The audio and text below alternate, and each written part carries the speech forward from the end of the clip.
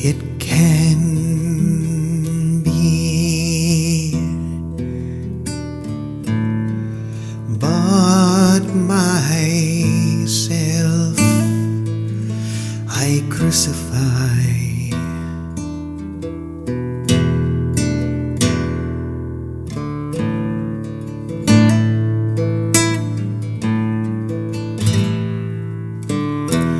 It can be,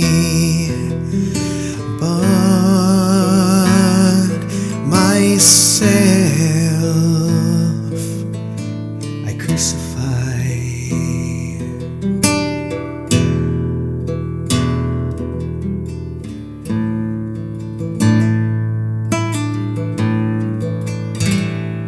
It can be,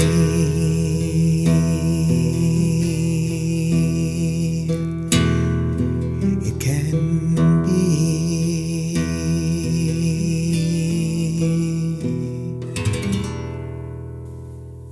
Lesson 196 from A Course in Miracles. It can be but myself I crucify. When this is firmly understood and kept in full awareness, you will not attempt to harm yourself, nor make your body slave to vengeance. You will not attack yourself, and you will realize that to attack another is but to attack yourself. You will be free of the insane belief that to attack a brother saves yourself, and you will understand his safety is your own, and in his healing you are healed. Perhaps at first you will not understand how mercy, limitless and with all things held in its sure protection, can be found in the idea we practice for today. It may in fact appear to be a sign that punishment can never be escaped because of the ego, under what it sees as threat, is quick to cite the truth to save its lies. Yet must it fail to understand the truth it uses thus. But you can learn to see these foolish applications and deny the meaning they appear to have. Thus do you also teach your mind that you are not an ego. For the ways in which the ego would distort the truth will not deceive you longer.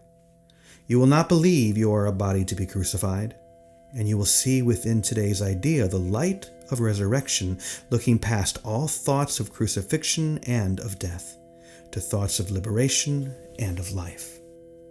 Today's idea is one step we take in leading us from bondage to the state of perfect freedom. Let us take this step today, that we may quickly go the way of salvation shows us, taking every step in its appointed sequence as the mind relinquishes its burdens one by one. It is not time we need for this. It is but willingness. For what would seem to need 1,000 years can easily be done in just one instant by the grace of God. The dreary, hopeless thought that you can make attacks on others and escape yourself has nailed you to the cross. Perhaps it seemed to be salvation, yet it merely stood for the belief the fear of God is real. And what is that but hell? Who could believe his Father is his deadly enemy, separate from him and waiting to destroy his life and blot him from the universe without the fear of hell upon his heart? Such is the form of madness you believe. If you accept the fearful thought, you can attack another and be free yourself. Until this form is changed, there is no hope. Until you see that this, at least, must be entirely impossible, how could there be escape? The fear of God is real to anyone who thinks this thought is true, and he will not perceive its foolishness or even see that it is there, so that it would be possible to question it. To question it at all, its form must first be changed at least as much as will permit fear of retaliation to abate and the responsibility return to some extent to you. From there, you can at least consider if you want to go along this painful path. Until this shift has been accomplished, you cannot perceive that it is but your thoughts that bring you fear, and your deliverance depends on you.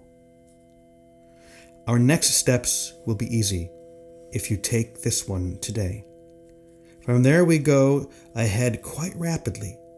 For once you understand it is impossible that you be hurt except by your own thoughts, the fear of God must disappear. You cannot then believe that fear is caused without. And God, whom you had thought to banish, can be welcomed back within the holy mind. He never left. Salvation's song can certainly be heard in the idea we practice for today. If it can but be you crucify, you did not hurt the world, and need not fear its vengeance and pursuit. Nor need you hide in terror from the deadly fear of God projection hides behind. The thing you dread the most is your salvation. You are strong, and it is strength that you want. And you are free and glad of freedom. You have sought to be both weak and bound because you feared your strength and freedom, yet salvation lies in them. There is an instant in which terror seems to grip your mind so wholly that escape appears quite hopeless. When you realize, once and for all, that it is you fear, the mind perceives itself as split, and this had been concealed while you believed attack could be directed outward and returned from outside to within. It seemed to be an enemy outside you had to fear, and thus a God outside yourself became your mortal enemy, the source of fear. Now, for an instant, is a murderer perceived within you, eager for your death, intent on plotting punishment for you until the time when it can kill at last. Yet in this instant is the time as well in which salvation comes. For fear of God has disappeared, and you can call on Him to save you from illusions by His love, calling Him Father and yourself His Son. Pray that the instant may be soon. Today, step back from fear and make advance to love. There is no thought of God that does not go with you to help you reach that instant and to go beyond it quickly, surely and forever. When the fear of God is gone, there are no obstacles that still remain between you and the holy peace of God. How kind and merciful is the idea we practice. Give it welcome, as you should, for it is your release. It is indeed but you your mind can try to crucify.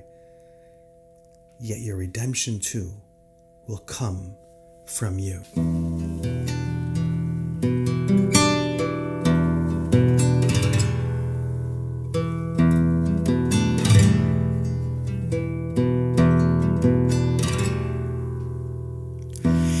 It can be,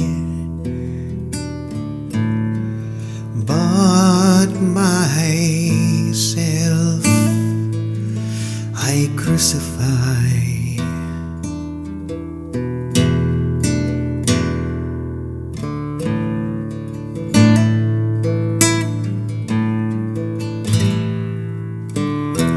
It can be, but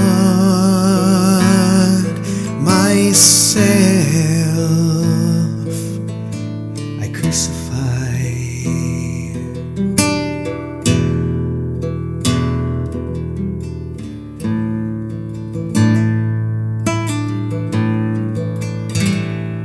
It can be,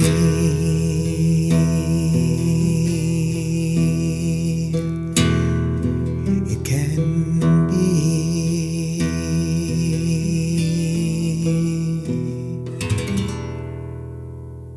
And now for the reflection on lesson 196. It can be, but myself I crucify. This lesson seems negative or even difficult for us to embrace, but to understand what we have done until now, that we have literally been the one to nail the Christ to the cross every time we judge, every time we do anything but forgive, and it is but I who am nailed there, the Christ within me. We take full responsibility for this, not thinking that I'm doing it to someone else or that someone has done it to someone else. It is me doing it to me. I am but afraid of myself, and it is but me that I am crucifying every time I choose to attack rather than to heal. So today we choose again. Today we choose to take the Son of God off the cross, to lay his body down, to heal. And we give this gift to all by realizing that all is contained within me. My decision to remove the Christ from the cross is my decision to remove myself from the cross and all beings through me.